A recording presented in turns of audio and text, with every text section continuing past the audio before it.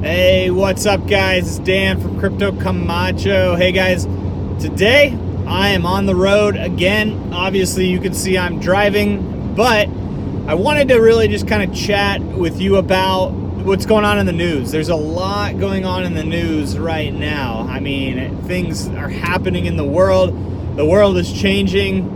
There's the Bitcoin ETF decision that was made recently. So the SEC decided not to hear the case, not to make a decision whether or not to approve or disapprove or deny the decision to create an ETF for the CBOE. That decision has been put on hold and actually been delayed until September 30th, I believe it is. So the SEC was supposed to make a decision, or had to make a decision, on whether or not they would approve or disapprove of an ETF by August 16th or 17th, I believe it is. They've actually chosen to delay that decision until the end of September, which has actually sent the crypto markets downward, tanking downward. A lot of folks did expect that the ETF decision would be put on hold or would be delayed, but what it did to the market was it sent it on a downward spiral, right? So we're still in a bearish market for the moment, and really right now there is not a whole lot of positive sentiment to really turn the market around into a bullish market.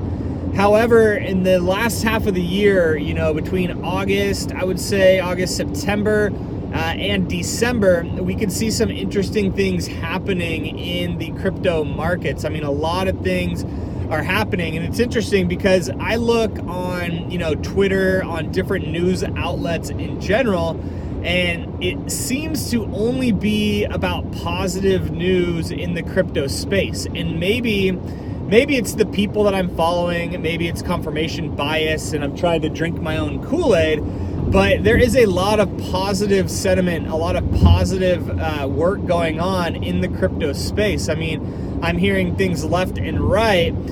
Tron is acquiring BitTorrent. Tron is having their mainnet launch. EOS has their mainnet launch. Bitcoin Cash is creating a number of different applications and patents that are going to enable it to drive further. Coinbase is, launching Ethereum Classic on their platform, which I believe they actually did yesterday by enabling trading pairs of Ethereum Classic on their Coinbase Pro platform. So my point is that a lot of positive things are happening in the crypto markets, but the markets continue to slide down into bearish territory. Now, what's causing that could be fear, uncertainty, and doubt. A lot of folks are in crypto, as speculators. A lot of folks think that crypto is going to go up this last half of the year. So I would be weary, of those folks speculating on this. But I would also, at the same time, be looking at the foundational structure or foundational underpinnings that are actually being that are actually increasing in significance, in value, in utility. I even read just the other day that the Opera browser for Mac, for Apple, the Opera browser is building a built-in cryptocurrency wallet into the browser to be able to accept and send cryptocurrency literally through an internet browser. So things are happening in the market. I mean, things are sticking. Things are starting to develop. The market is starting to mature from an infrastructure, from a technology standpoint, right? I mean, I think we have a long way to go, but I think things are starting to gel, things are starting to stick. One thing that's concerning to me is the number of protocols and the number of, variations of protocols that we've seen in the marketplace over the last year. I mean, we've all seen the explosion of ICOs over the last year, and these are really kind of different, not in all cases, but in a lot of cases, they're different variations of the protocols that were introduced, a decade ago with Bitcoin or Ethereum. They're variations of that, or they're projects that have been stacked on top of existing platform protocols that may not necessarily be able to scale. There's a lot of debate about that in the market now. But it's interesting to me that all of these different protocols, all of these different ICO projects are popping up, when in reality, I think what's going to happen is there will need to be some sort of consolidation effort to really make cryptocurrency and blockchain technology stick for the masses, right? For widespread adoption. I mean, you could look at any market that requires some sort of protocol layer or protocol standardization, then typically it takes a very long time for a standard to emerge. Not in all cases, but in many cases it takes a long time for a standard to emerge. I mean, if you look at the internet, you had TCP/IP, which is a protocol that powers the internet from HTTP, HTTPS. You had a variety of other protocols in the early days, like in the early 90s, let's say, that were competing to be the protocol of choice for the internet, to power the internet, to power information routing, packetization or packetizing, creating packets of information and sending them throughout the internet through routers. There was a protocol, right? Obviously, TCP/IP won out. There are other protocols today, but they're more hobby protocols. They're nothing really widespread or adopted. It won out, right? And so there was a consolidation, a standardization on the TCP/IP protocol. The same thing has happened, or not has happened, but is happening in like the lighting and energy management space, right?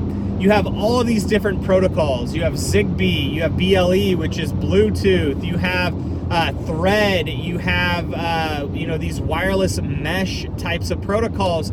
And right now, one big challenge in the Internet of Things, or the industrial Internet of Things space, is the standardization of protocols. The fact that there's a lack of standardization in protocols, really affects widespread adoption for lighting controls and energy management solutions within the IoT space, right? People talk about the Internet of Things and how the Internet of Things is going to enable all devices to communicate with one another, that the market's going to be enormous. But one thing really slowing down adoption in that market is the commonality or the standardization of protocols which enable communication in that space, right? Device to device. Like, how do they communicate? There needs to be a standard way to do that. Otherwise, there's really just confusion, fragmentation, and ultimately it's not scalable because you have to keep integrating systems across other systems and infrastructure and legacy devices that just takes a very, very long time to develop and mature. So same thing is actually happening in the blockchain and cryptocurrency space, where you have a variety of protocols that are competing for really mass or widespread adoption on top of their protocol layer, right? On top of their blockchain database infrastructure backend layer, let's just call it.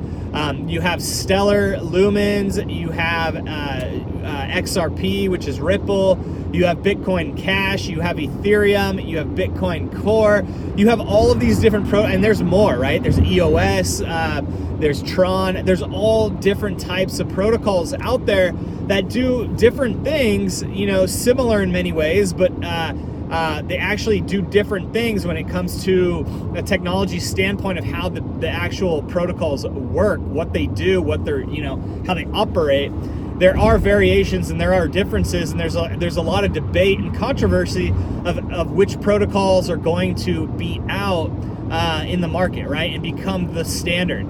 You see a lot of projects being built on Neo, on EOS. Now, if you were being built on Tron, many thousands are built on Ethereum. And the list goes on and on, right? Bitcoin Cash, there's a lot of projects being built there. So it'll be really interesting to see how or what protocol actually pans out and has the largest user base when it comes to scalability to enable mass adoption. So my point is that things are happening in the crypto space. It's slower than many people would like because of this fragmentation that's going on in competition, which is not necessarily a bad thing. It's a healthy thing. But I just think that you need to realize that it's going to take a while for some of these markets to really mature, which is why we are seeing this widespread kind of volatility, ups and downs in the crypto market, okay? I mean, the world is churning. The world is watching Bitcoin. The world is watching cryptocurrency. And literally everywhere I turn, I'm seeing another story about how crypto is going to take over the world. I mean, saw a story the other day that Starbucks is going to start accepting cryptocurrency. That was a little misleading, but they are starting to look at crypto and how to embrace it, how to accept it, so forth and so on. Google is doing the same thing. Amazon is doing the same thing. I mean, a number of these big companies, Facebook is doing the same thing. So this is a sign in the writing on the wall that crypto is gaining traction. I mean, Kim Kardashian the other day just talked about accepting Bitcoin, and I think she accepted her first Bitcoin.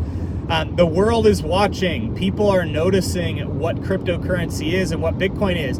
Still, it's too complicated, guys. Still, the UIs are still a ways off from really being easy, simple enough to use for folks to really embrace for widespread adoption, right? I think one of the furthest along in this space is Bitcoin Cash, because they are building a number of applications on top of Bitcoin Cash with very nice, easy to use, user-friendly UIs, right? There's others in the space doing the same thing, but I think Bitcoin Cash has been kind of focusing on this and actually doing a pretty nice job at this. I mean, you got the money button, you have hand cash, you have Memo Cash, you have yours.org. I mean, there's a lot of them. There's a number of different applications, a number of POS systems that are coming out, which are enabling merchants to really adopt, use, and proliferate Bitcoin, right? Or cryptocurrency, Bitcoin Cash in this case. So anyway, wanted to just give you a quick update on that. It's not all doom and gloom out there, even though the prices have been sinking quite dramatically. I would not be surprised if the prices go a bit lower. I've been saying this for at least a couple of weeks now, that the prices are likely going to go lower before they go higher. We're at kind of the bottom point of, where the market is, at least where it has been in several months. That's not to say it's not going to go down any further. It is going to go down further. It could. It may not, but it likely will before it goes up. So just be prepared for that. If you're a hodler, if you're a day trader, you should have nothing to lose, nothing to worry about, because you're playing the ups and downs anyways. And I'm really starting to learn a lot in terms of the day trading space. I've been working with and watching different techniques, different day trading methodologies, and I'm hopefully going to make some videos on this relatively soon, but I've just been busy, guys, so apologies for that. I have been busy. But anyway, this is Dan from CryptoCamacho.com. Hopefully this video was useful for you. Hang in there, guys. The markets will turn around. It may still take a couple of months for this to happen, but it's not all doom and gloom. I mean, a lot of positive things are happening in the crypto space. You just have to know where to look. And know that there's a lot of fear and uncertainty being touted in the media, but it's from a lot of folks that don't understand the core technology that's going on in the crypto and blockchain space, guys. A lot is happening. A lot is going to change the world. That is happening now. The bricks are being laid. The cement will soon be poured. Right now, it's all about working things out and figuring out from an innovation standpoint what type of technology, what variation or flavors of these technologies are most viable for future scalability and future adoption in this space. Guys, if you enjoy my videos, I would love it if you would subscribe to my YouTube channel by clicking on that little red button. Really appreciate it, guys. For those of you that haven't been engaging with my channel, for those of you that have subscribed, I can't thank you enough. It's kind of my what I look forward to day to day is to look at the engagement I have on my YouTube channel, because I just love engaging with you guys. I love trying to help you guys in this space, try to understand the space a little better, and to make some money in this space if you can. But I will talk to you guys later. I better get back on the road and drive so that I can get back to where I'm going. I'll talk to you next time, guys. See ya. Bye.